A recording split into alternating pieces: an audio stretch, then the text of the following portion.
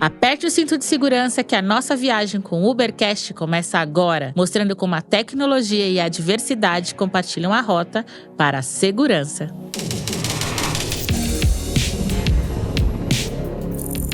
Olá, eu sou a Letícia Bidica, sua copiloto nessa viagem pelos territórios complexos do nosso convívio social. Neste videocast oferecido pela Uber, eu assumo o volante para conduzir os nossos diálogos, sempre em busca de rotas que nos direcionem para um mundo mais acolhedor, inclusivo, justo e diverso. Eu sou uma mulher negra, cis, meu pronome é ela, dela, estou vestida com um macacão de cor bege, estou sentada a uma mesa triangular de cor preta e acompanhada, minha gente, por 3 pessoas incríveis que eu vou apresentar em breve. Estamos num ambiente minimalista, iluminado por tubos de LED coloridos, com microfones posicionados à frente das nossas bocas, que completam a cena. Hoje, a nossa viagem se direciona para esse território que, por séculos, tem sido marcado pela opressão. Nós vamos falar de racismo.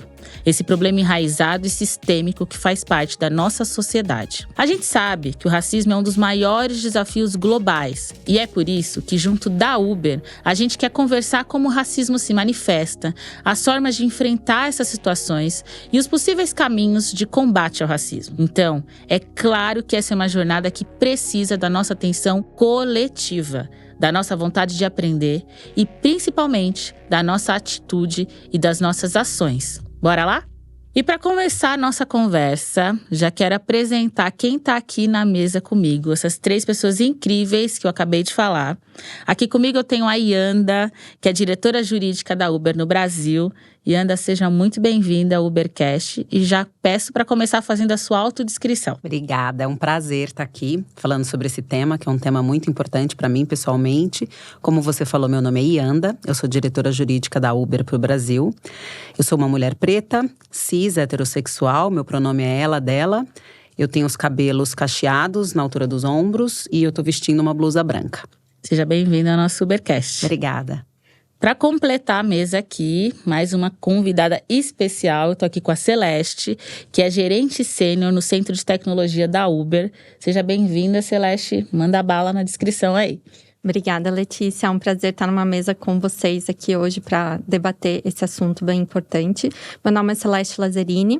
Eu trabalho no Centro de Tecnologia para desenvolver soluções de segurança, e implementar essas soluções nos diferentes países em que a gente opera. Eu sou uma mulher branca, cis, uso os pronomes ela e dela. Tenho cabelos e olhos castanhos escuros e estou usando uma blusa bege com manga 3/4. Seja bem-vinda à nossa conversa. Obrigada. Para completar a nossa trinca de mulheres poderosas aqui, porque eu já estou super bem acompanhada, eu estou aqui com a Benilda Brito, que é CEO da Muqua Consultoria, que assessora empresas na inclusão e diversidade, com metodologias próprias, afrocentradas e validadas, não é isso? Exatamente. Muito bom estar aqui, viu, companheiras? Para esse tema que, para nós, negros e negras no Brasil, é vital. Eu sou Benilda Brito, eu sou uma mulher negra, sou lésbica, eu sou de axé, sou quilombola. Estou usando, meu cabelo hoje está black, um black curtinho, um vestido estampado com uma estampa africana, uma amiga queridíssima que faz essas roupas pra gente. Estou usando aqui minha conta de orixá e estou com um brinco e um colar de búzios, que também é da minha religião. E tô com uma pulseira vermelha em homenagem à minha mãe Yansan, que é a dona da minha cabeça na minha religião de matriz africana. Eu sou de Candomblé de Quito. E muito feliz por essa troca. Seja bem-vinda vocês 3 a essa mesa. E vocês já sentiram que hoje a coisa tá brava aqui, hein? Vem coisa boa. Hoje, a nossa viagem se direciona para esse território que por séculos tem sido marcado pela opressão. A gente vai falar de racismo. Esse problema sistêmico que está enraizado e faz parte da nossa sociedade. A gente sabe que o racismo é um dos maiores desafios globais. E é por isso que, junto da Uber, a gente quer conversar como o racismo se manifesta, as formas de enfrentar essas situações e os possíveis caminhos de combate ao racismo. Então, é claro que essa jornada é e precisa da nossa atenção coletiva, da nossa vontade de aprender e, principalmente, da nossa ação, da nossa atitude. E para começar a conversa aqui, eu já queria, Benilda, começar aqui, aproveitando essa tua expertise, né?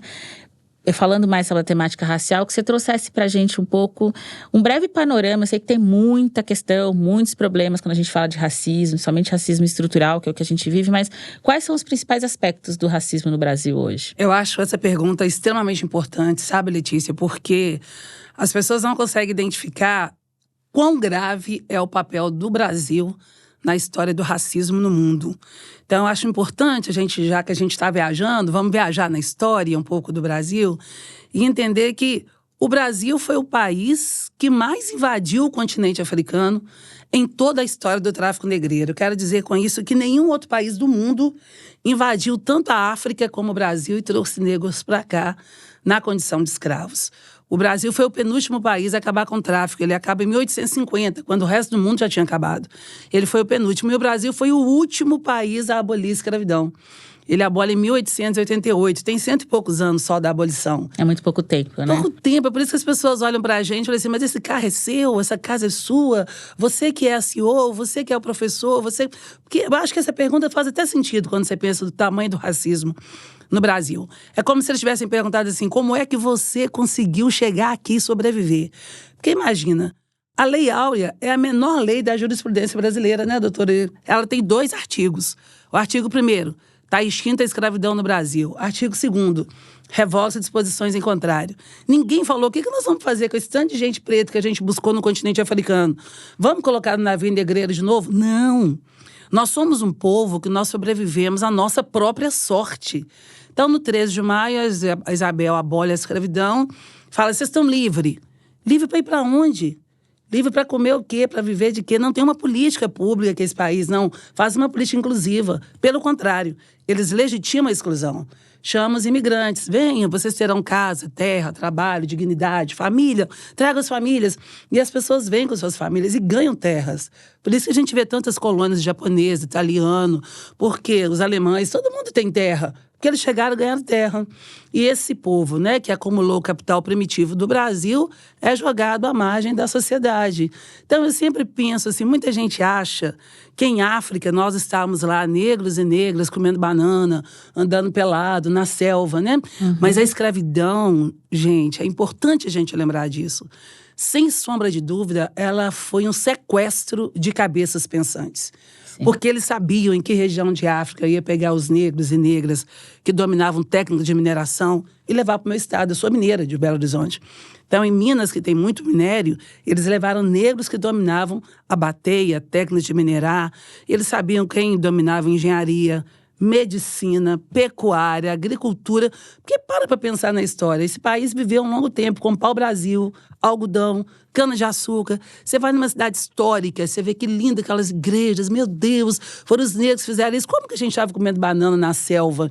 É por isso que um profissional de recursos humanos ou numa empresa, muitas vezes quando olha um candidato, uma candidata negra, já fala, e esse aí não vai ter condições de competência nenhuma, porque naturalizou essa ideia de que nós não somos pessoas que pensamos. Por isso que eles duvidam da nossa capacidade o tempo inteiro. Ou olha para a nossa pele preta e já pensa que é sinônimo de ignorância, né, de desconhecimento total, de incompetência. Então, a gente tem que estar testando, o tempo inteiro a gente está sendo testado, comprovando uma coisa que o racismo tira da gente aqui no Brasil, que é o sentimento de humanidade. É por isso que eu nunca falo de racismo, eu sempre falo de racismos. Porque quando inúmeras violências, negações de direito, recaem para o mesmo grupo que tem a mesma característica racial, isso não é coincidência. Isso é um projeto. A escravidão, né, foi um projeto muito bem pensado, que é como você disse, eles sabiam o que eles estavam trazendo, né? E quando você tira de um povo a sua autoestima e quando você divide os seres humanos por raça, uma raça superior e uma inferior, tá aí toda a questão. E a gente tá até hoje, não por acaso, sentados nessa mesa aqui hoje para discutir sobre racismo.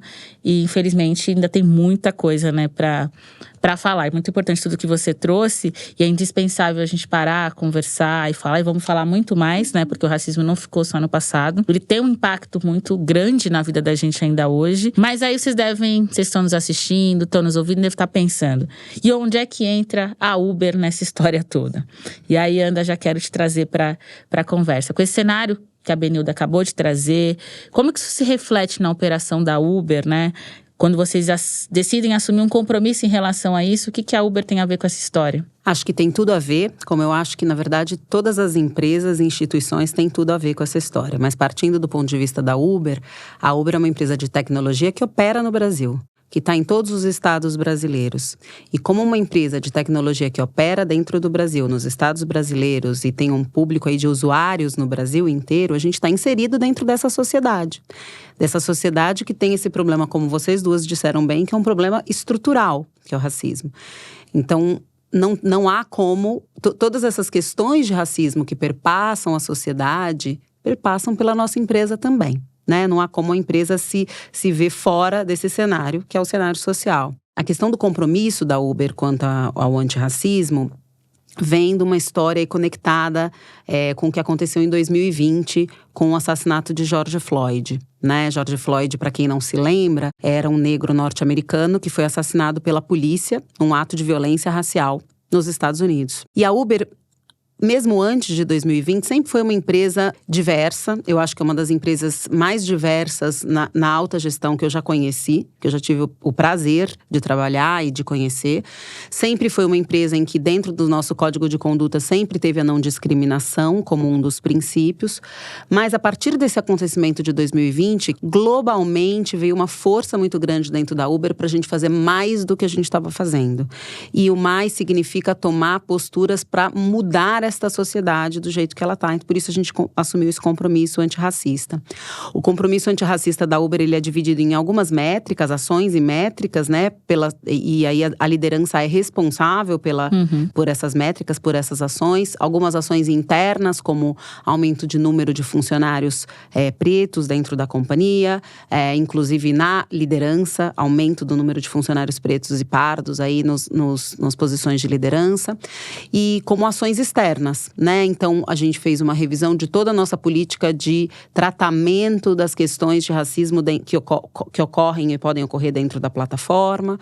A gente fez um trabalho muito grande e continua fazendo um trabalho muito grande de educação, né, de treinamento aí, tanto dos usuários como dos motoristas parceiros, e usando a nossa rede para amplificar essa educação antirracista, esse manifesto nosso antirracista, no sentido de promover uma mudança na sociedade. Não basta só falar, né? Já não basta, né, só dizer que não é racista, né? Como diz Angela Davis, né? Preciso ser antirracista. E eu fico muito feliz e… Importante que eu estou sabendo disso, assim como várias pessoas estão nos assistindo, tendo conhecimento sobre isso, porque para mim está sendo muito legal estar aqui com uma mulher preta, saber que ela é diretora jurídica da Uber, é uma mulher preta assim como eu, assim como Benilda, assim como várias pessoas que estão nos assistindo e nos ouvindo, e ver que é na prática, né? Não adianta só ficar no discurso, né? Que é uma atitude da Uber também cumprir esse objetivo em ser uma empresa antirracista. Muito bom, Letícia. Posso fazer um comentário? Claro. Também, só lembrando que o Brasil é o segundo país de maior população negra do mundo. Então, aqui nós somos negros demais. Nós só perdemos para a Nigéria, que está em África. Lembrando que a África não é um país. A África é um continente. Muita gente acha que a África é país. A África tem 56 países. E só tem um em África que é mais negro do que o Brasil, que é a Nigéria. Mas eu queria comentar, acho muito legal esse trabalho da Uber, porque a Uber popularizou, né? Sim. As pessoas falam, vou chamar o Uber. Dia. Você pode chamar até um outro aplicativo, você fala, vou chamar o Uber. E eu falo enquanto mãe de 2 homens negros, mas um deles também presta serviço para a Uber, em Minas Gerais, em Belo Horizonte. Então, é um homem negro que a gente divide muito sobre essas realidades, né? Mas eu quero comentar, que a doutora lembrou aqui do George Floyd, do assassinato. Ele foi esmagado, né? O policial ajoelha no pescoço dele, ele denuncia, eu tô sem ar, eu não consigo respirar, e ainda assim ele é assassinado de uma forma brutal. Só lembrando, gente, que isso aqui no Brasil acontece todos os dias. Sim.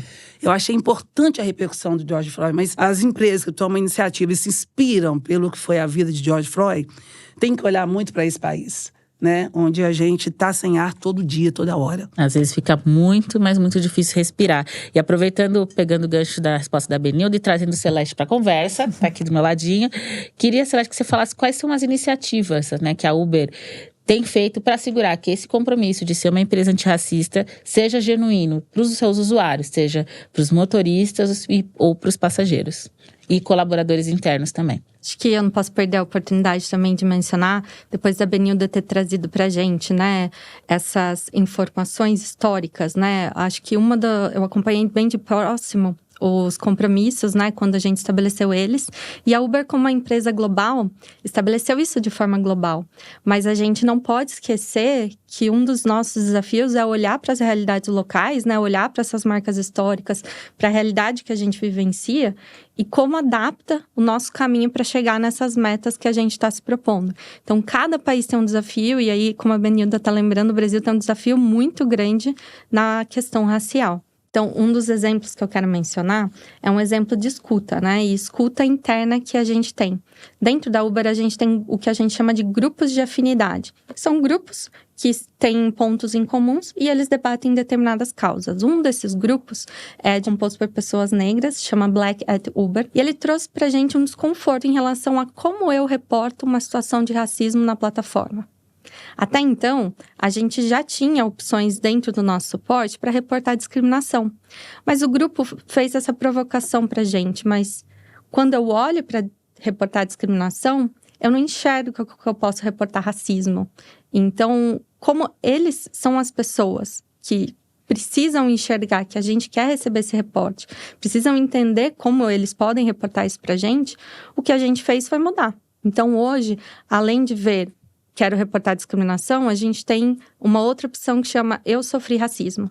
Então, o que a gente puder fazer para dar mais visibilidade de que isso está em desacordo com o nosso código de comunidade, que a gente quer ter essas informações para tomar ações em relação à plataforma, sim, a gente quer.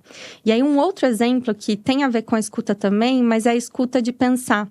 Tá, se a gente está numa sociedade tão complexa, como eu também olho para a perspectiva fora da minha comunidade, do meu grupo de funcionários, a gente implementou dentro da área de tecnologia o Dia da Inclusão. É mais que um dia, são 2 dias. Esse ano aconteceu esse Dia da Inclusão no Brasil e a gente teve a honra de contar com a Benilda lá.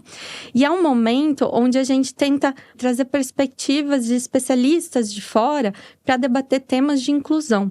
De que forma a gente pode mudar o aplicativo, adaptar o aplicativo para que ele seja mais inclusivo. E é focado para os colaboradores internos. Para os colaboradores internos. Então, você imagina ter falas potentes como a da Benilda, repercutindo em todo o nosso time de engenharia. Esse desconforto é o que a gente quer trazer para que a gente consiga continuar avançando em direção a uma mudança. Para os colaboradores internos, né, Celeste, específico com foco na área de engenharia que desenvolve o produto. E isso é mundial, não é só no Brasil. Então, a gente fala para quem está lá criando mesmo a plataforma. A gente coloca esse grupo que está criando as soluções da plataforma para pensar nesses temas. É muito legal. Que legal, muita coisa. Até porque Tech fala de tecnologia, mas tecnologia é feita por pessoas e para pessoas, né? Atrás dos números, da inteligência artificial, do algoritmo, tem ser humano à frente ou atrás, né? Então isso é muito importante. Eu não sabia que tinha tanta coisa acontecendo. Parabéns, como essas iniciativas ficam tudo mais claras de entender.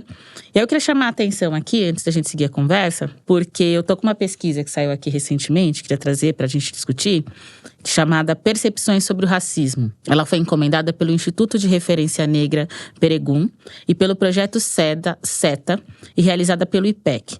E segundo essa pesquisa, gente, o Brasil é um país que reconhece o racismo, mas sempre como um problema do outro, nunca de si mesmo. Aquela coisa, né? A grama do vizinho, o problema na casa do outro. Porque a pesquisa mostra que 81% das pessoas entrevistadas afirmam que o Brasil é um país racista. Só que apenas 11% afirmaram ter atitudes discriminatórias. Essa conta não fecha, né? O Brasil é racista, mas ninguém se declara racista. Então, quem comete, né? Onde está o erro aí? E aí, Benilda, considerando esses dados intrigantes que a gente traz aqui, falta uma autoidentificação, né? Como parte do problema, como reconhecer, que acho que é o início de tudo.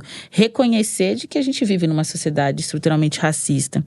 Como é que você acha que isso impacta nas iniciativas que querem justamente combater o racismo, essa dissonância? É por isso que eu acho que esse assunto do racismo não é um assunto para dentro da Uber.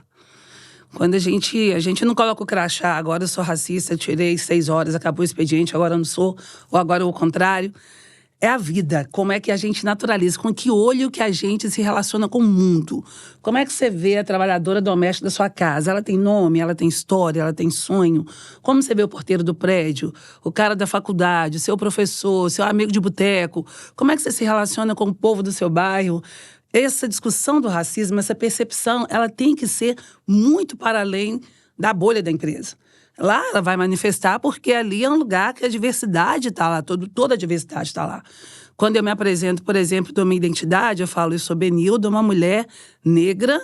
Eu já estou falando que eu sou mulher, que eu sou negra, que eu sou lésbica, então já estou na luta contra a lesbofobia. Eu sou de axé, então já denuncio o racismo religioso. Para a gente pensar o quê, gente? Que são vários racismos. Por isso que a gente fala do racismo no plural, eu comecei dizendo isso e queria insistir, que quando a gente vai para as péssimas escolas, que são políticas públicas, mas essas escolas que não têm uma infraestrutura, e elas são todas em territórios periféricos, quilombolas, dos povos originários indígenas, escolas sem banheiro, isso é racismo escolar. A gente vai para o racismo ambiental, aquele lugar que toda vez a gente já sabe, todo ano quando chove, qual região que vai alagar, quem é que vai sofrer com os alagamentos, e não é feita nenhuma política para poder mudar aquela realidade, isso é racismo ambiental. O racismo climático que a gente está vivendo aí horrorosamente, a gente está vendo quem são as pessoas mais impactadas diante disso. O racismo estrutural, o racismo institucional, mas o racismo algoritmo, como você bem lembrou, mas só existem todos esses racismos porque tem o racismo individual. Uhum. Os outros não se sustentam sozinhos. Então, a polícia é racista? Por quê? Porque o secretário de Segurança Pública é racista, porque o policial é racista, porque a sua atitude é racista. O racismo não é igual uma planta que você tem que molhar, regar, alimentar para ele permanecer na sociedade. Então, as pessoas já naturalizaram a relação de violência. É por isso que elas vão dizer para o outro, sim, existe racismo no Brasil. Nossa, como a pessoa é racista. Mas eu não considero uma atitude minha racista. Porque racismo é violência. E as pessoas não querem dizer que elas são violentas, mas elas são. Permanentemente são. O olhar é violento. A negação é violência. O deboche, a banalização. Um dos livros que eu publico, Letícia, eu falo muito sobre isso, né? Bullying não, isso é racismo. Ambos são violência. Mas enquanto o bullying te descaracteriza, o racismo te desumaniza. Então é muito comum você ver uma pessoa negra deitada na rua pedindo esmola. Mas se for uma pessoa não negra, aquilo já te chama atenção. Mas o seu olho já está naturalizado para as violências. É muito comum você ver uma pessoa branca, né, dirigindo seu carro. Mas quando você vê uma pessoa negra com um carro bacana, você fala, nossa, mas como é que pode? Não, está fora do lugar. Então é por isso que as pessoas não assumem que elas são racistas. Mas são racistas. E eu gostei muito quando você fala aí, Letícia, que tem essa opção, eu sofri racismo. Porque não é outro nome. Racismo não é brincadeira. Não tem Freud, Bezerra de Menezes, André Luiz, Jesus Cristo, Orixá, Nossa Senhora Aparecida, que façam que a gente não sinta dor diante da violência do racismo. O racismo é uma negação. Se tem uma inveja que eu tenho dos brancos, e aí, gente, eu vou falar com muita tranquilidade, porque muita gente também confunde, Letícia, acha que esse debate do racismo é só pessoas negras que têm que fazer. Não são. Não. Até porque não foi a gente que inventou o racismo. O racismo não é uma invenção nossa, não foi problema nosso. Gente, e a nossa briga não é contra a pessoa branca. Não. Não é a pessoa. Eu já tive namoradas brancas, eu tenho um monte de amigos brancos. Não é isso. Nós estamos falando aqui de uma ideologia que coloca uma raça superior à outra. E o que faz? Faz o que a gente chama de branquitude. A branquitude é quando você usufrui dos seus privilégios brancos e não reconhece que tem muita gente, mas muita gente sendo oprimida para você manter um quadro seu de privilégios. Se tem uma inveja que eu tenho das pessoas brancas, e aí eu tenho mesmo, é de não ter medo. É a possibilidade de sair na rua sem com medo. certeza que você vai voltar para casa, com a tranquilidade que você vai voltar para casa, que seu filho vai sair, porque as mães que eu trabalho, nos projetos que eu trabalho, mães que perdem seus filhos em função da violência racial, elas ensinam para os meninos, gente, não corre. Se a polícia parar você na rua, não corre. Tira a carteira de identidade, a carteira de estudante, a carteira de trabalho, mostra o policial, mas não corre. E quando os meninos vão tirar, a polícia atira. Fala que, achei que ia tirar uma arma. Ele estava armado, achei que era uma arma. E aí, os meninos são assassinados assim. Essas mães não dormem com os filhos na rua, a gente não dorme. E elas ficam se perguntando, será que se meu filho corresse, se eu tivesse ensinado a correr, ele estava vivo hoje?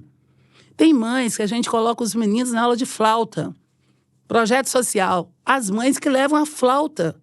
Porque ela tem medo. Se a polícia achar que é uma arma, vai atirar em mim, mas não vai atirar no meu filho. Eu desafio uma mãe branca a falar isso pra mim. Mas quando a gente vive numa sociedade que mascara as relações, que mantém o racismo, que viola o outro, que nega ao outro o seu desejo, nós estamos falando disso. Existe racismo, mas você pratica racismo? Não. Então você não percebe que essa atitude sua é extremamente racista. Quando você nega uma identidade, quando você nega as nossas características. Então eu acho que isso é muito sério, sabe? Não, e bom que você está falando, que isso já é um gancho para o próximo assunto que a gente vai trazer aqui, porque eu tenho pensado muito nos últimos tempos como as coisas… O racismo é um vírus, né? Tá na sociedade, estruturalmente racista. Todo vírus tem mutação. O racismo também muda. Então existem as tais das, com muitas aspas aqui, as tais das sutilezas do racismo, né? Que é o que faz com que as pessoas digam pra gente: ah, mas isso é mimimi. Ah, mas não foi isso, é coisa da sua cabeça. Ah, mas você tem certeza? E aí a vítima acaba… A gente que sofre a agressão acaba pensando… Será?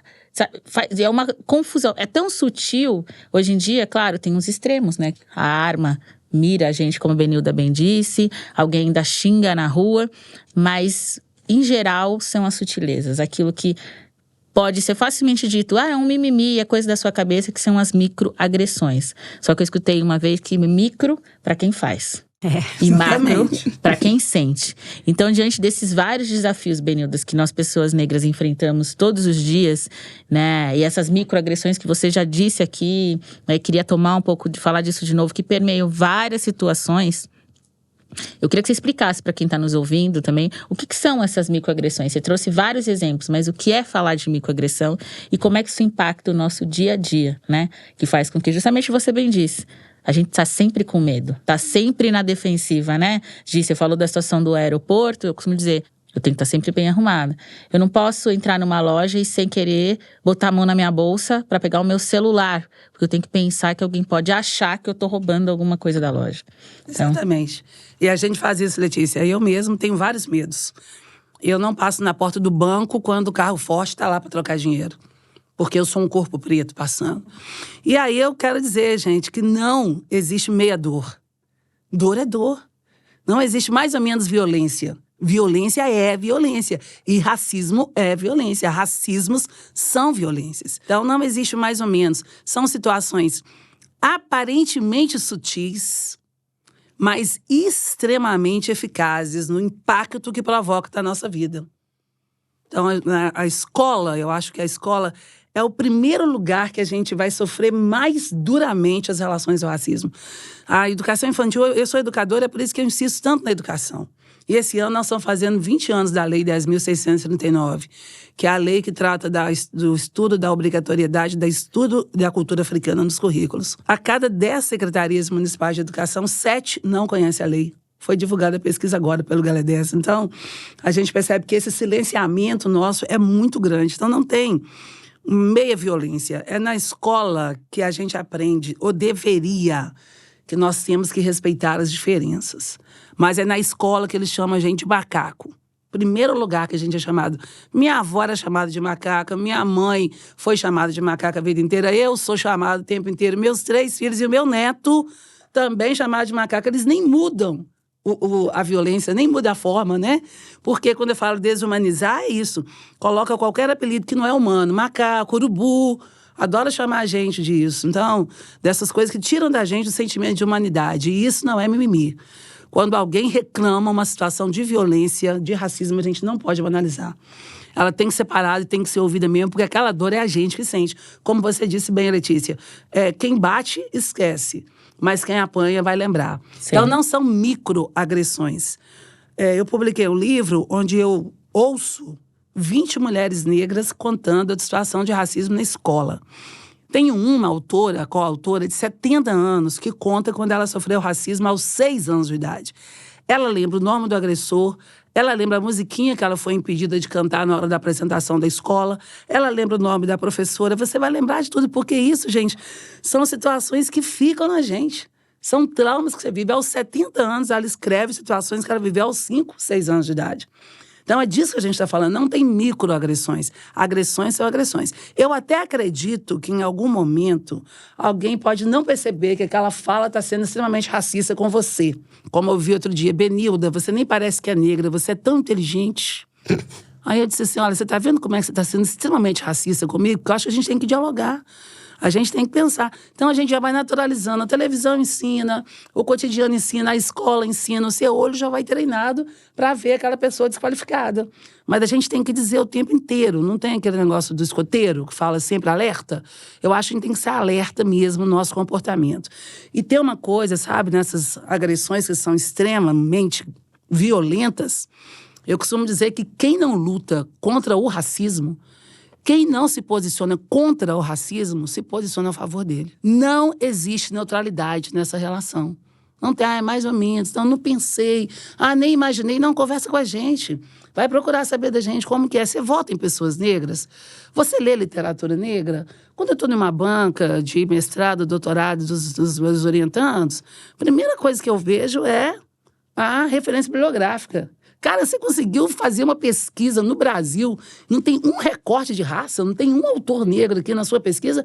Como é que é isso? Então, vamos tentar naturalizar. Você vai num lugar, faz o teste do pescoço. Você olha para frente, não tem um negro. Você olha para o lado, não tem um. Você olha para cima, não tem. Gente, onde algum problema tem. Então, acho que a gente tem que começar a exercitar, sabe, no nosso dia a dia e perceber que não são micros. A gente não pode banalizar. Quando alguma pessoa negra disser que ela está sentindo essa exposição, está sentindo essa violência, que está sofrendo diante do racismo, a gente tem que agir. E aí, já vendo o quanto é complexo esse assunto, né, que a discussão é longa, né, mas é importante, como é, Celeste, que faz com que… É profundo, é denso, né, é importante reconhecer, a Uber se coloca como uma empresa antirracista e vi que tem uma campanha, inclusive, que a Uber fez, né, uma campanha de antirracismo. A minha dúvida é como é que vocês garantem que esse tipo de abordagem, falar de racismo, né, seja ao mesmo tempo informativo, consiga ser eficaz na mensagem, sensível e atingir quem de fato tem que atingir? Sim, é até difícil falar depois da Benilda, né? Acho que são várias coisas que provoca, né, na gente de reflexões aqui. Primeiro de tudo, acho que é importante falar que por mais que o nosso código de comunidade estabeleça que a gente não tolera racismo, como a própria pesquisa que você mencionou, Letícia falou, nem todo mundo acha que pratica racismo. Então, as campanhas de conscientização nos ajudam nesse sentido de esclarecer, olha, exemplos. E isso talvez fique mais acessível para a compreensão da nossa comunidade. Um dos exemplos foi essa campanha que você mencionou.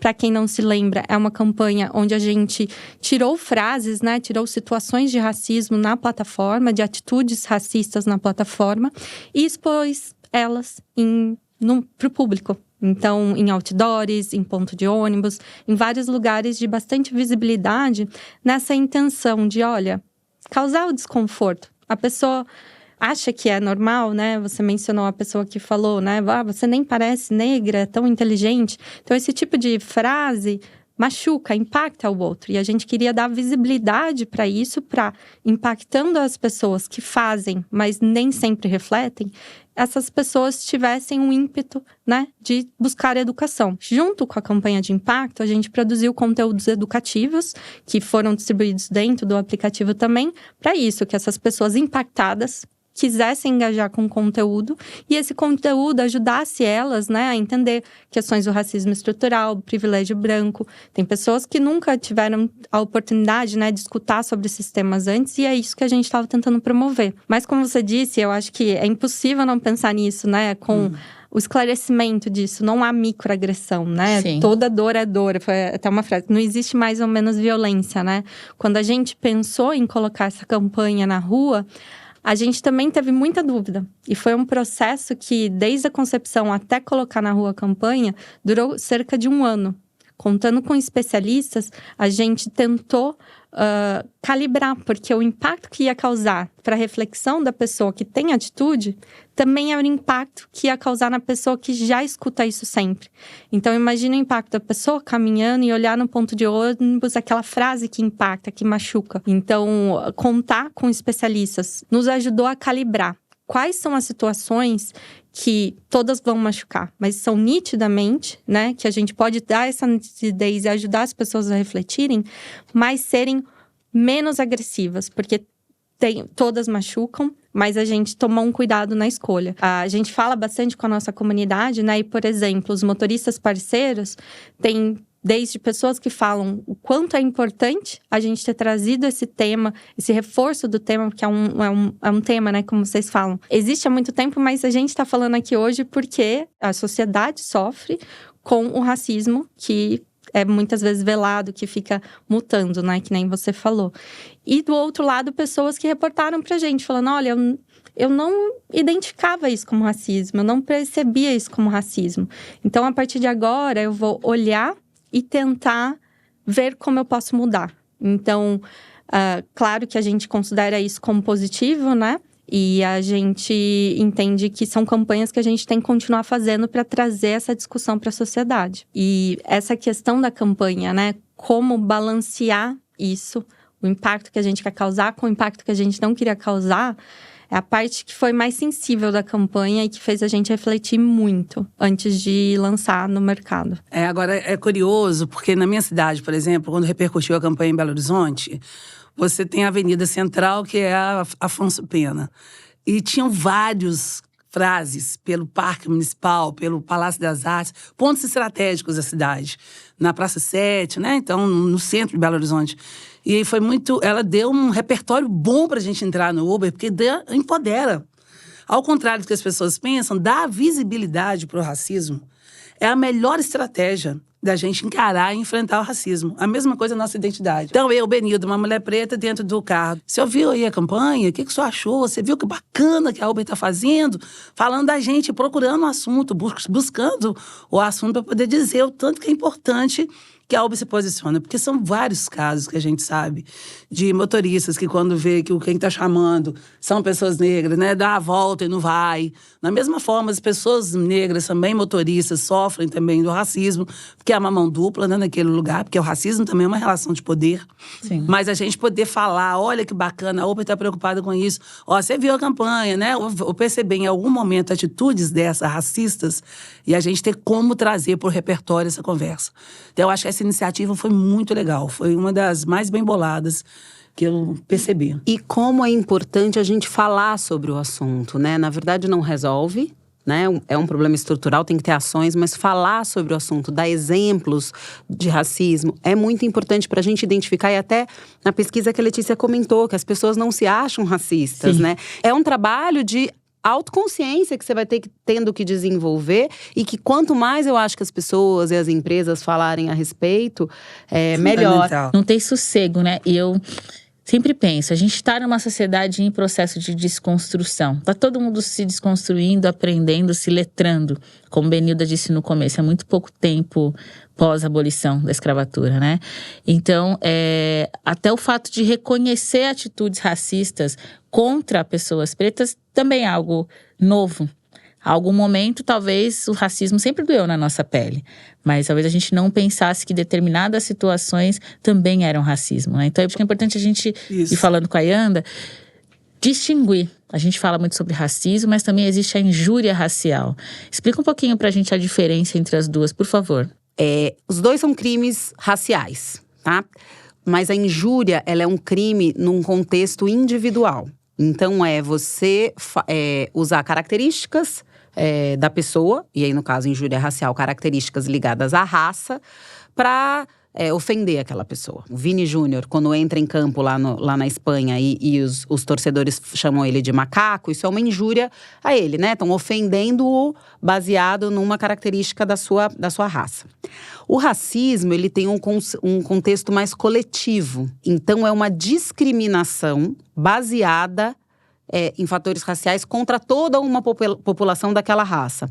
Então, quando um estabelecimento comercial, um restaurante, não deixa entrar ou trata diferente na entrada pessoas pretas, por exemplo. Isso é racismo, porque tem uma discriminação, você tem um tratamento diferente baseado na raça.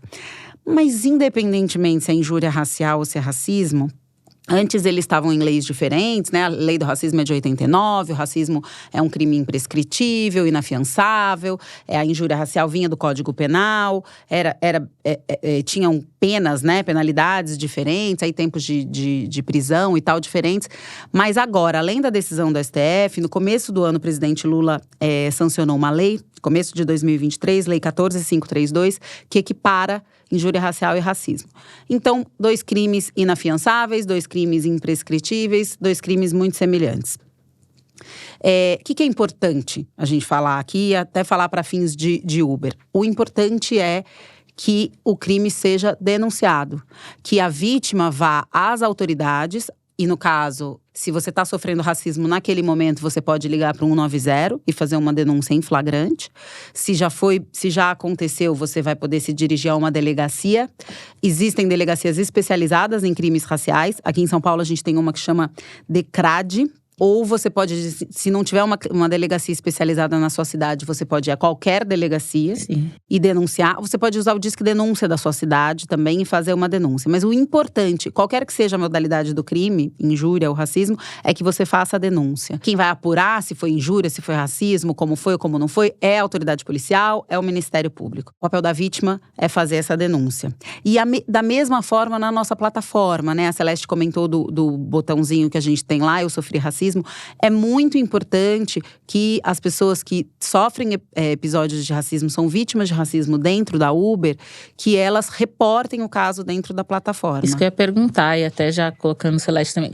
Se isso acontece dentro de uma viagem, uma pessoa está numa viagem e foi vítima de um racismo, injúria racial, como fazer essa denúncia, que é importante denunciar, dentro, né, durante ali, onde é que está isso? Onde o usuário, seja passageiro, seja motorista, pode encontrar e fazer? Tanto o motorista, parceiro, quanto passageiro podem ir no aplicativo, né, dentro da área de ajuda e encontrar essas opções. Então, a gente coloca opções para ficar mais simples da pessoa achar. Uhum. Mas independente se a pessoa escreveu no eu fui discriminada ou eu fui racismo, sendo uma situação reportada de racismo, ele vai ter o mesmo tratamento. A gente coloca essas opções para aumentar a visibilidade e para facilitar esse reporte. E onde a pessoa encontra essa opção dentro do aplicativo? Dentro do aplicativo, indo em ajuda, opções de segurança, e aí tem essas opções lá. O importante para quem está nos ouvindo e nos assistindo, saber o caminho certinho para fazer essa denúncia. Certo. E o que é importante ressaltar também é que a partir do momento quando a gente fala, né, detalhes no aplicativo, né, reportar um incidente de segurança, reportar racismo, parece tudo muito técnico, né? Muito, vai passar por uma triagem de inteligência artificial e não vai ter o tratamento correto. Eu queria ressaltar que tem funcionários, né, que vão pegar essas informações e vão ser responsáveis pela apuração desse incidente. O que envolve conversar com a vítima, né, colher esse reporte, coletar as informações. E esses funcionários são treinados, porque como a Benilda disse, né, cada incidente de racismo é uma agressão para a pessoa. Então, é um processo muito traumático. Por isso, a gente investe em treinamentos regulares para que esses atendentes, os agentes, eles tenham a sensibilidade de tratar temas. Porque, por mais que a gente tenha uma equipe diversa, às vezes é uma discriminação racial, às vezes religiosa, e nem todo mundo tem o mesmo repertório. A gente quer trazer esse repertório para que eles tenham essa sensibilidade. E a partir, né, colher o relato, eles também têm instruções muito claras de como tratar isso na plataforma para que a gente dê a resposta adequada. E quando isso acontece, Yanda, o que vocês oferecem de dados para a polícia, para também auxiliar na investigação, quando acontece um caso de racismo dentro da plataforma, denunciado? Quais são os dados que vão parar na mão da polícia para seguir com a investigação? Na medida em que a gente recebe um pedido da polícia de dados para investigação, a gente oferece todos os dados que a gente tiver relativos àquela viagem. Que inclui aí os dados do motorista parceiro, os dados do usuário, os dados da viagem em si. Se essa viagem foi gravada em áudio, a gente compartilha o áudio. Com a polícia, a gente oferece todos os dados. Agora, é importante falar que tem que ser um pedido da polícia ou da autoridade policial para a Uber, para esses dados serem compartilhados. Por outras leis a que a Uber está sujeita, e a privacidade de dados é uma delas, a gente não pode compartilhar esses dados com qualquer pessoa que pedir. Então, por isso, de novo, volto à importância da vítima ir e fazer o reporte e fazer a denúncia à polícia. A polícia não é complicado, a vítima pode ir na polícia, contar, narrar os fatos com as informações que ela tem no aplicativo, no celular dela, porque ela vai ter ali o nome do passageiro, o nome do motorista parceiro, os dados da viagem, a placa do carro. E a vítima pode, com esses dados ali, ir na polícia, fazer a denúncia. A polícia tem um canal de comunicação relativamente rápido com a Uber. Então, eles solicitam as informações para uma central nossa que a gente tem de comunicação com a polícia. Mas tem que ser um pedido da polícia. Então, é importante reforçar isso. Posso só fazer um comentário sobre isso? Claro. Por mais que tenha esse processo, né, oficial de colaboração com as investigações da polícia, a gente reforça isso, né, que as pessoas podem ir com a informação que tem disponível no aplicativo.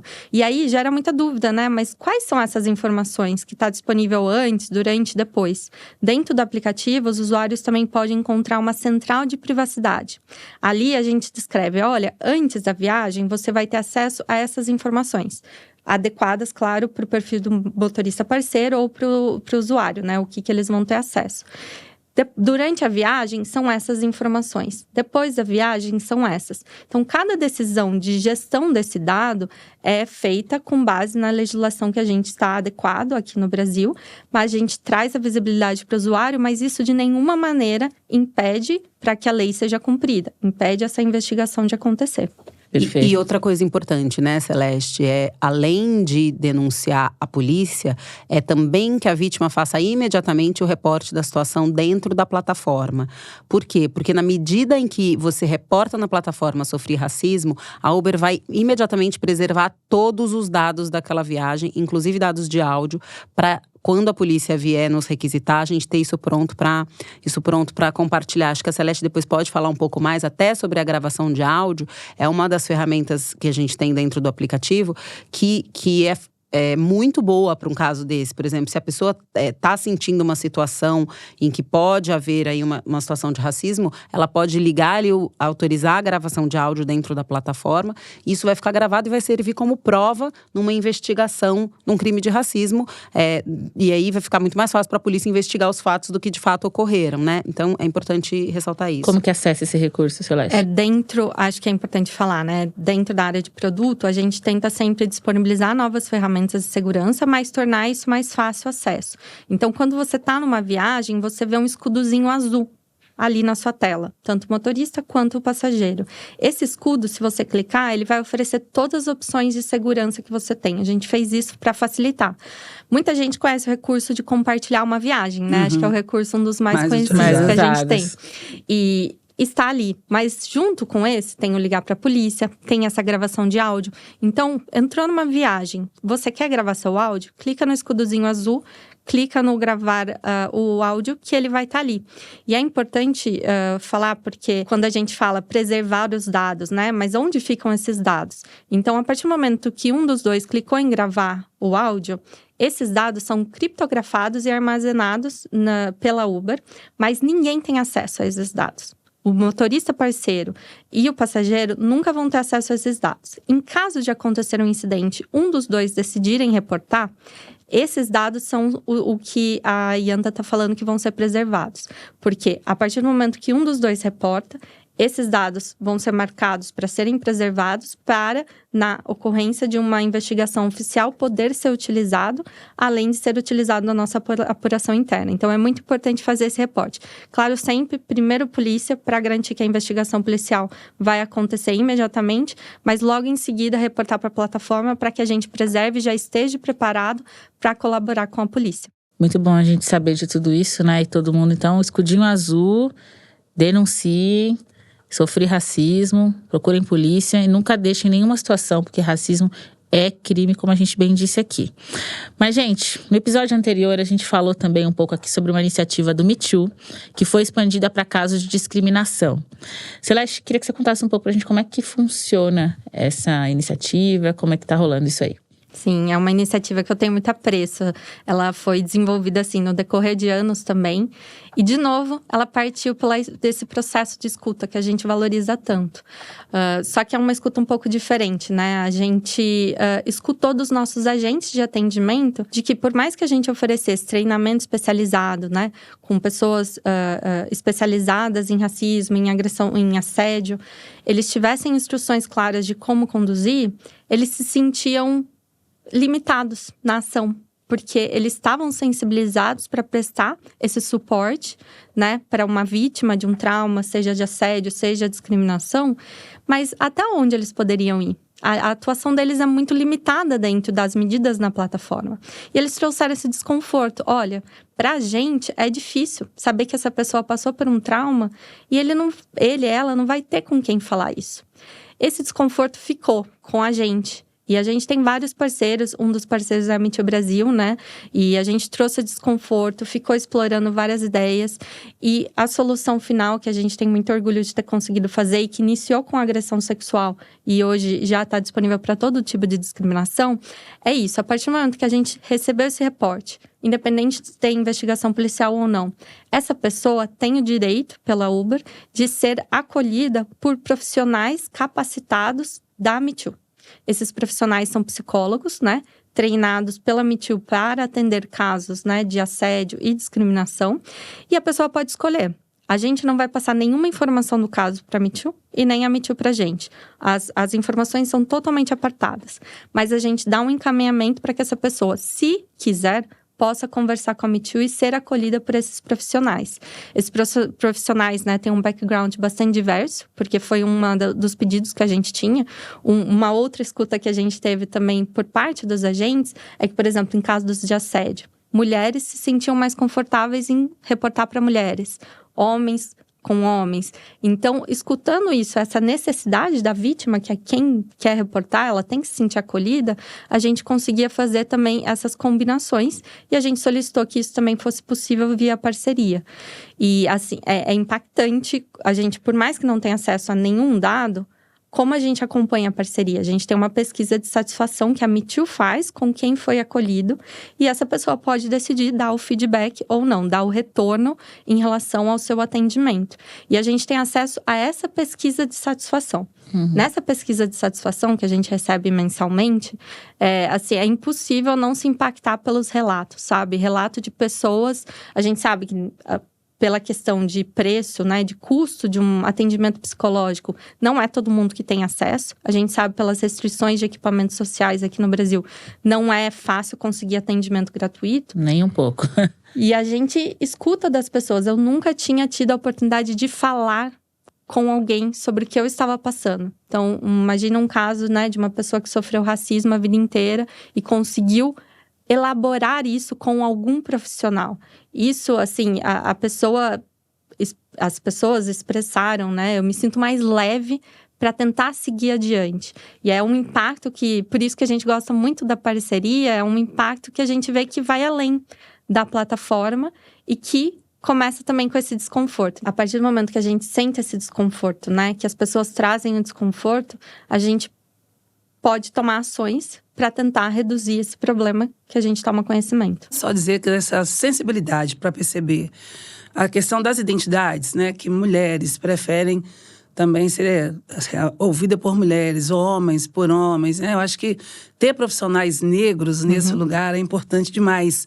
Garantir que a escuta também de uma pessoa negra por outra pessoa negra, estou falando isso quanto alguém que faz terapia há 3 anos, com uma mulher negra, que é um bandista, é uma pessoa que eu tenho um respeito profundo, foi muito diferente a minha fazer análise com ela, está sendo... em comparação com outras pessoas que eu já fiz, profissionais não negros. Legislação, Letícia, a gente tem um monte, né? A Lei 7.716, né, que você lembrou bem aí, condena o racismo como crime inafiançável, imprescritível. Num país que pratica racismo o tempo inteiro, a legislação ela é toda nítida. Então, assim, não vai prescrever, não adianta você pagar fiança, né? Por isso que pra gente foi uma conquista quando injúria racial vira crime de racismo. Isso quer dizer que você não pode me chamar de macaca e achar que isso era brincadeira. Como as pessoas faziam no carro, foi uma injúria, né? Eu fico pensando no papel das empresas, né? Eu acho que hoje a gente tem que discutir isso muito. O imaginário do operador de direito, porque não é só a gente ter uma legislação e falar tolerância zero. O que a gente está fazendo para um letramento racial com os colaboradores? Tem gente que fala assim, Benilda, mas eu não falo de racismo, porque esse não é meu lugar de fala. Agora, todo mundo pegou essa frase. Não é meu lugar de fala. Todo mundo tem um lugar de fala. Qual que é o seu lugar de fala? É um branco antirracista? É um branco que é racista? É um negro que não está preocupado com o racismo? Qual que é o seu lugar de fala? A gente tem que ter coragem de falar do nosso lugar de fala. É alguém que não está nem aí, não está impactado? Eu acho que essas atitudes são importantíssimas. Tem muita gente fazendo muita coisa bacana, que não é só colocar também pessoas negras dentro das empresas, como tanto está fazendo, atingir metas, mas, assim, é você cuidar da diversidade, da equidade e da inclusão. Porque da mesma forma que você coloca pessoas negras, a porta rotatória está rodando muito rápido. Está saindo também muito. Porque você não é porque você colocou mais negros dentro da empresa, ou está falando mais sobre isso, que a gente vai ter um letramento racial que vai acabar com o racismo. Não. Pelo contrário, em alguns momentos está mais explícito ainda a situação dessas pessoas. Elas vão sofrer mais violência ainda porque elas estão mais expostas dependendo do cargo que elas estão usando. Então, eu acho que isso é muito importante. Isso é o que a gente chama de discriminação positiva. Você tratar de forma desigual os considerados desiguais para alcançar a igualdade. Isso é discriminação positiva. Então, quando você estaciona o carro na porta do shopping para pessoa idosa, isso é discriminação? É discriminação positiva. Quando você tem um caixa preferencial para a pessoa que está amamentando, que está com a criança, dificuldade de locomoção, é discriminação? É discriminação positiva. Quando você abre uma vaga afirmativa, agora nós só vamos contratar trainees negros, essa vaga para essa coordenação, cargo importante também vai ser para uma mulher negra, trans. Quando a gente desenha as identidades para poder incluir, a gente está discriminando, mas está discriminando positivamente. Então, eu acho que o Brasil, ele é signatário de vários tratados, convenções que denunciam o racismo, né? A nossa Constituição Federal é belíssima em termos de tratamento igual, justo, mas a prática, o cotidiano, a realidade é que a gente vê muito pouco. Perfeito. Posso comentar só um pouco sobre esse ponto? Porque eu tenho um exemplo vinculado com essa parceria da Me Too. Acho que essa discriminação positiva, né? Como você falou, a gente tentou ter essa sensibilidade de ter um número de profissionais bastante diverso para acolher, porque a pessoa tem uma sensibilidade diferente, né? E essa seleção e treinamento de profissionais intencional para ser diversa foi, a gente, é uma informação bastante interna, né? Mas teve uma repercussão indireta positiva que a gente não estava esperando no primeiro momento. Então, a gente lançou a parceria próximo da pandemia, e recrutando esses profissionais, né, treinando esses profissionais. Os profissionais são a parceria remunerada pela Uber. Isso ajudou com que esses profissionais estabelecessem melhor as suas carreiras. E muitos desses profissionais hoje saíram dessa parceria, mas falam, né, dentro da Me Too, que essa parceria foi essencial para que eles pudessem estabelecer a carreira e seguir para outras direções. Então, você vê como que essa seleção positiva vai trazendo benefícios, né? Ciclo virtuoso, é um ciclo né? virtuoso. E é um benefício, assim, não esperado. Não foi intencional o resultado, foi intencional ter diversidade, né, dentro dos profissionais, mas é um resultado inesperado muito bom. Olha, a conversa tá muito boa, mas chegou aquela hora do programa em que a gente para um pouquinho de falar para poder ouvir e também responder, se for o caso, claro. Dessa vez eu tô com uma pergunta super importante do criador de conteúdo Matheus Araújo, lá de Salvador. Uma coisa boa, hein? Axé pro Matheus. Axé, Matheus. Bora assistir? Oi, gente, aqui quem fala é Matheus Araújo e eu tenho uma dúvida para vocês. Como funciona o suporte da Uber após o usuário denunciar o racismo sofrido? Bom, acho que é importante recordar, a gente tem dentro do aplicativo uma opção de ajuda, né? Dentro de ajuda você vai encontrar reportar incidente e eu sofri racismo, então a gente recomenda que você siga esse caminho. O que importa é que você reporte pra gente o que aconteceu, para que a gente consiga dar a tratativa adequada. Então, o passo seguinte seria os nossos agentes, né? Analisarem a situação, entrarem em contato com você, para que a gente consiga colher seu reporte com mais detalhes, né? Se você estiver disponível para falar por telefone com a gente. E a partir disso, a gente vai coletar as informações e seguir com a apuração. É importante relembrar que se você tiver registrado um boletim de ocorrência, informe pra gente, caso você tenha passado por uma situação de racismo, você vai receber essa informação do nosso atendimento de que você tem disponível, caso você deseje seguir com o atendimento pela Me Too, você pode seguir. Então, esperamos ter respondido a sua dúvida, Matheus. Dúvida importante, é sempre bom, gente. De novo, reitero aqui, racismo é crime, denunciem sempre. E Celeste, você contou dessa campanha grande que a Uber fez, né, sobre o racismo, mas existem outras campanhas também que vocês fazem nessa linha e também qual a importância, né, dessas campanhas para evitar que esses casos aconteçam? Sim, a gente comentou um pouco no início, né, pegando a fala da Benilda. É importante porque muitos dos argumentos que a gente escuta é isso. Eu não sei, eu não percebi que a atitude era racista. Então, as campanhas, elas nos ajudam a trazer a situação para ser mais palpável para a pessoa. Então, o nosso código de conduta estabelece coisas que são aceitas ou não, né? Estabelece as nossas expectativas em relação ao respeito. Respeito é regra na Uber. Respeito independente das diferenças, mas isso também pode ser muito amplo, né, para as pessoas, porque cada um tem uma expectativa do que é respeito, tem uma bagagem cultural. Então, as campanhas nos ajudam a aterrissar essa informação, aterrissar essa expectativa com as pessoas. A campanha que a gente fez antirracista, que a gente comentou um pouco hoje, ela não surgiu do nada. Ela surgiu em decorrência de um aprendizado da campanha anterior, que foi também a Uber não é para você, a gente fez no Carnaval, mas abordou todos os tipos de discriminação. E ali a gente percebeu que quando a gente falava da discriminação racial, não ficava muito claro para o nosso público. E ali a gente entendeu que a gente precisava de uma campanha específica para falar sobre racismo, para abordar isso e esclarecer para as pessoas os tipos de situação racista. E essa é a regra que a gente usa. Cada campanha, ela vem como consequência da anterior, do aprendizado que a gente teve. Por exemplo, na campanha seguinte, que a gente fez depois desse conteúdo educativo para antirracismo, a gente desenvolveu uma campanha anti-assédio, né? Contra o assédio. E um dos aprendizados que a gente teve na campanha antirracismo é como tornar esse conteúdo educativo mais acessível.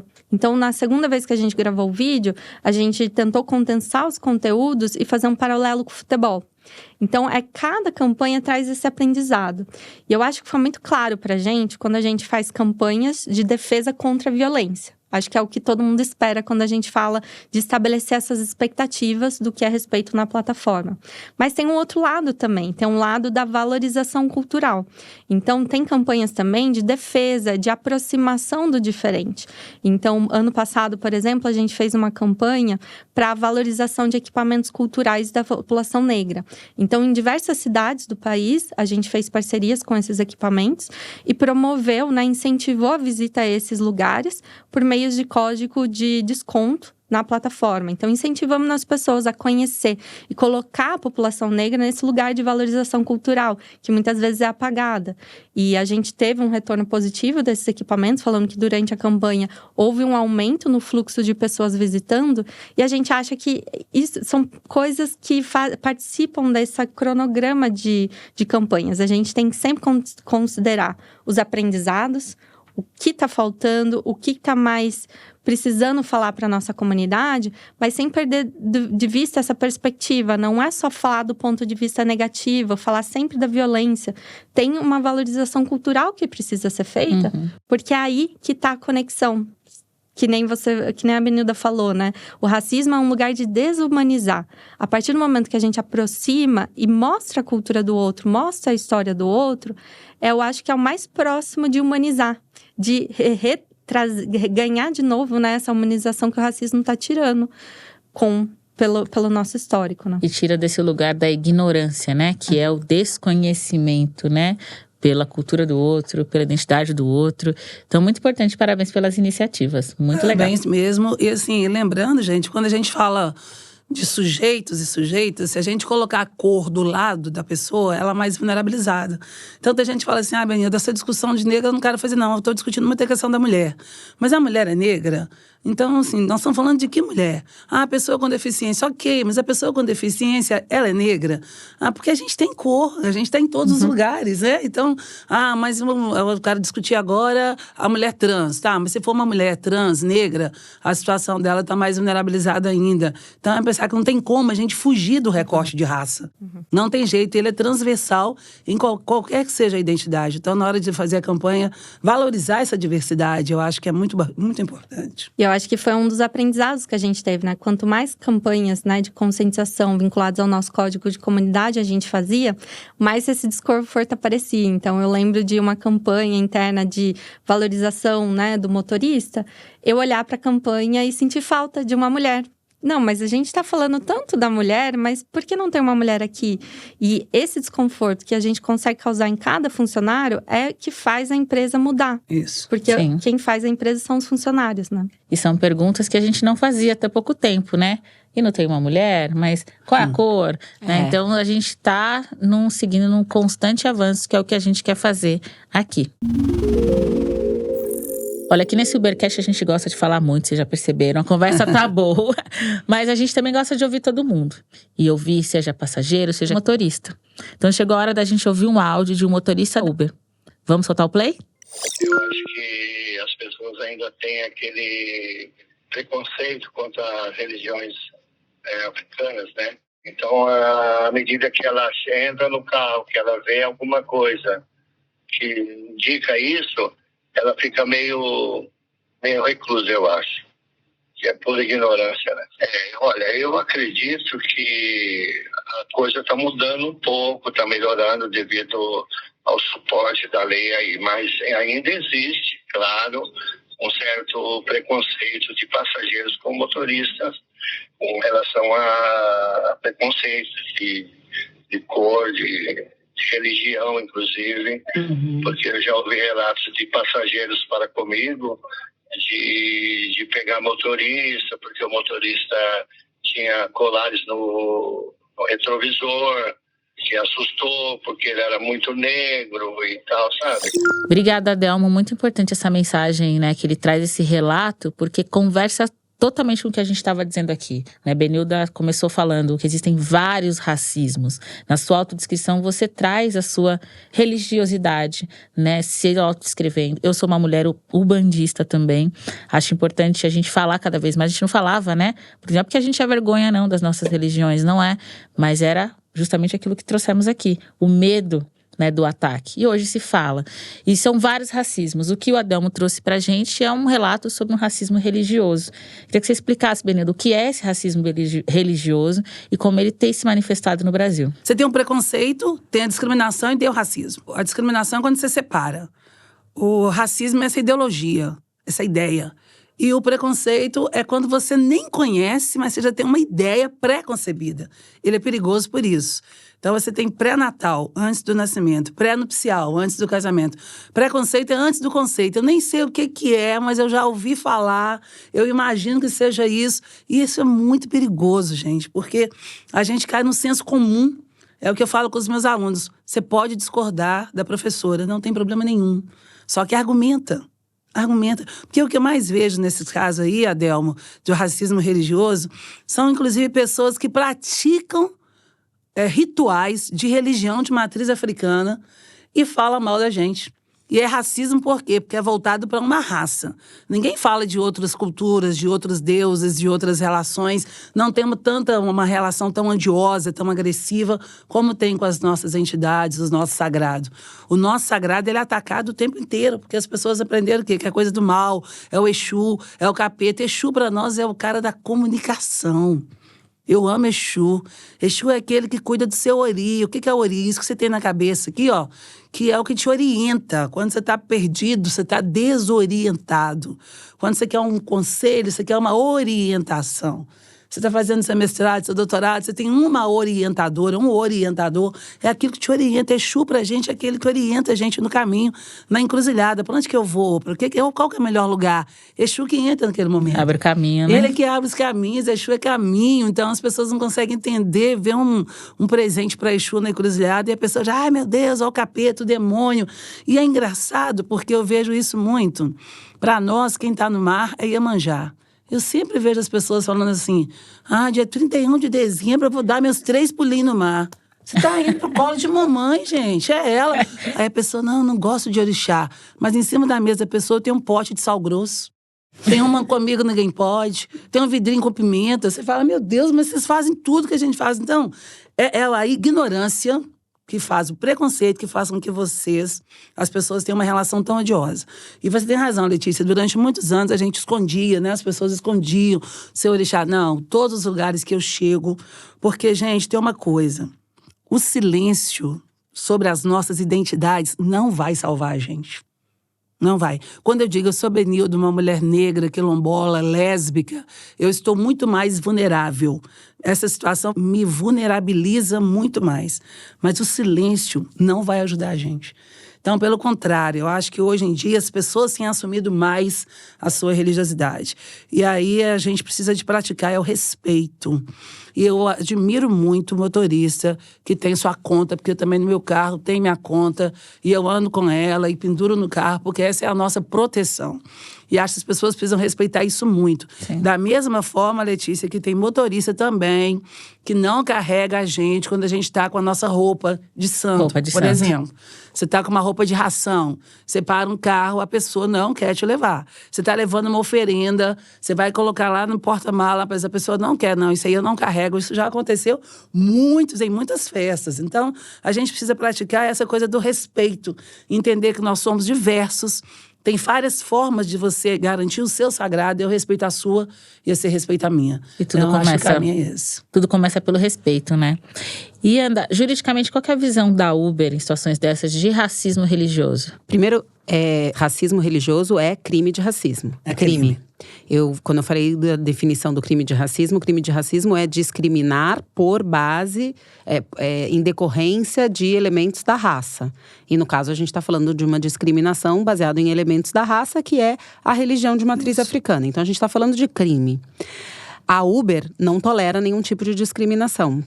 Então, a Uber vai tratar o racismo religioso como a gente trata o racismo de cor ou qualquer outro racismo dentro da plataforma, como o crime que ele é. Uhum. Queria complementar o que a Yanda trouxe, né? Lembrando, como a gente já comentou aqui, a gente tem a gravação de áudio disponível para todas as cidades do Brasil, mas a gente também está investindo em novos recursos, né? Um deles, por exemplo, é a gravação de vídeo. Já está disponível em algumas cidades, não todas, está em período, né, de teste, para ver como a gente pode tornar ela melhor, ser melhor utilizada dentro da plataforma, mas é uma solução que ajuda, porque a gente sabe que muitas vezes o áudio grava questões verbalizadas, mas muitas vezes que nem numa situação dessa, onde a pessoa está com os trajes, né, isso pode ser gravado num vídeo. Então, a gente investe em outras ferramentas para que a gente consiga ter mais elementos e favorecer o respeito na plataforma. Por que a gravação é importante, né, de vídeo? Quando a gente entra em qualquer lugar e a gente vê aquela plaquinha, né, de sorria, você está sendo filmado. Já causa um impacto de você pensar, olha, eu tenho que lembrar como eu tenho que me comportar aqui. E é muito mais difícil, né, a pessoa quando ela está sendo, né, quando tem mais alguém olhando, ela fazer uma situação que é crime. Então, a gente tenta sempre desenvolver essas ferramentas nesse sentido. Hoje, a gente já tem a conexão com câmeras veiculares, que muitos motoristas têm, mas para ser mais acessível esse recurso, a gente está tentando incluir dentro do aplicativo. E aí, esse aplicativo seria no do motorista, né? Pelo até o posicionamento do carro, para conseguir gravar mais coisas. E pensando na privacidade, que também é importante, é um assunto que a gente falou bastante, né, na conversa hoje, é sempre importante falar que seja num carro com câmera veicular ou que tenha essa gravação, né, disponibilizada em algumas cidades, o usuário recebe essa mensagem no aplicativo. Então, ele sabe em que carro já está disponível esse recurso e ele tem a opção de aceitar ou não entrar nesse carro. Caso ele não aceite, ele vai ser direcionado para uma outra. Mas é cada vez mais recursos, né, que a gente está tentando investir para favorecer o respeito na plataforma. É muito importante, estou te ouvindo aqui pensando, Celeste, que a gente está aqui discutindo como a tecnologia tem que acompanhar a evolução da sociedade, né? E mudando e se adaptando, afinal de contas, a tecnologia é feita de pessoas para pessoas. E também o quanto tem que também auxiliar para evitar certas opressões, né? Importantíssima essa ferramenta do vídeo, mas que ao final de uma viagem tudo termine com respeito, que ela comece, siga com respeito e termine com respeito, porque as pessoas têm que aprender a se comportarem ou acabarem com seus preconceitos por trás das câmeras, né? Porque quando a gente tá ali sendo monitorado é muito fácil a gente, né, se segurar, mas e fora desse ambiente, e fora da empresa, como disse a Benilda, né? E fora das câmeras. Então, quero agradecer e parabenizar vocês pela iniciativa da Uber. Agradecer você, Benilda, pela aula que você deu aqui pra gente hoje. Deu uma chacoalhada em todo mundo. Espero que quem nos assiste, quem nos ouve também. E é para que o tempo voa quando a pauta é boa, né? Não, e não tem outra palavra mesmo, é uma aula. Aí anda também, né, explicando os termos jurídicos, né? E você tornando tão fácil, né, a conversa. Acho que eu espero que essa conversa ajude muita gente a visualizar. Olha, tem muita coisa pra gente mudar. E fazer parte dessa mudança, né? Bacana. Vocês já fazem. Eu disse que eu tava com 3 pessoas incríveis aqui. Quero agradecer vocês, porque já deu pra perceber que a gente tá chegando ao fim do nosso episódio. E tá claro que estamos no caminho certo. Mas ainda falta muito, gente. Mas muito pra gente chegar no nosso destino. Que são ruas cheias de equidade e respeito. E aí lá vou eu pras minhas conclusões de hoje, hein? Além do que a Benilda e a Yanda e a Celeste trouxeram, eu aprendi aqui que por trás de cada experiência na plataforma da Uber, existem histórias, vivências e, infelizmente, também desafios trazidos por questões raciais e religiosas dentro da nossa sociedade. Gente, compreender o racismo estrutural como um problema enraizado e multifacetado nos coloca na posição de agentes ativos da mudança. Sem consciência, não tem transformação. Estamos combinados? E é por isso que a gente precisa construir pontes que unam tecnologia, direitos, apoio e humanidade. E assim a gente consegue obter não só viagens, mas uma vida mais segura e inclusiva. Faz sentido? Muito obrigada a vocês por essa conversa tão rica. E obrigada a quem nos assistiu ou nos ouviu por chegar até o final dessa viagem. E não deixe de seguir a gente na sua plataforma de podcast ou de vídeo preferida. E não esquece de dar uma olhadinha nos links deixados na descrição do episódio. Eu sou Letícia Vidica, estarei com vocês nessa viagem do Ubercast pelas próximas semanas. Olha, a gente tem um combinado, hein? A nossa jornada continua no próximo episódio. Eu espero vocês. Um beijo. Você ouviu o Ubercast, uma iniciativa Uber apresentada por mim, Letícia Vidica. Uma produção Zamunda Studio com roteiro de Kika Ig.